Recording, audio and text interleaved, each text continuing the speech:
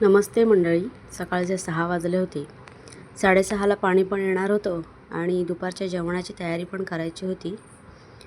मग मी जेवणाला लागले आणि आज ते काय घरीच होते, त्यांची तब्येत बरी नव्हती म्हणून. दुपारच्या जेवणासाठी मी मसूरची भाजी करणार होते.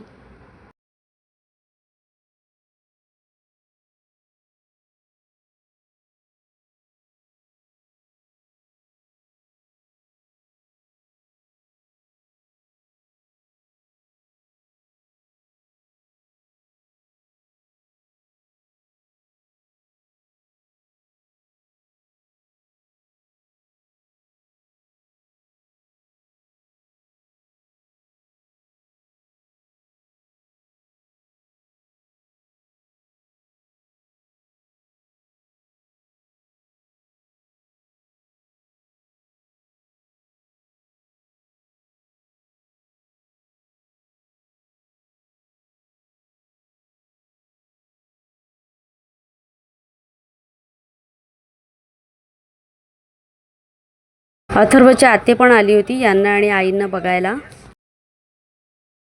भजी करायचे होते म्हणून मी सगळं तयारी करायला घेतली.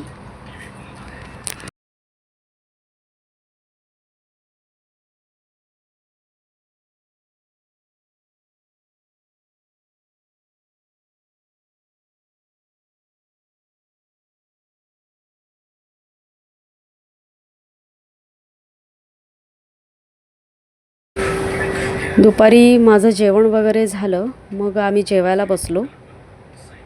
अथर्वचं काय चालू होतं, त्याचं बोलणं काय चालू होतं.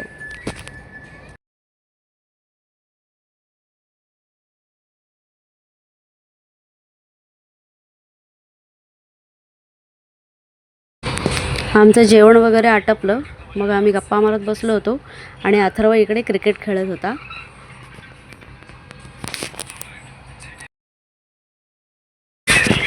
संध्याकाळी ताई गेल्या त्यांच्या घरी आणि मग हे मित्राच्या घरी गेले होते. मित्राच्या घरून त्यांनी फणस आणला होता, कच्चा फणस.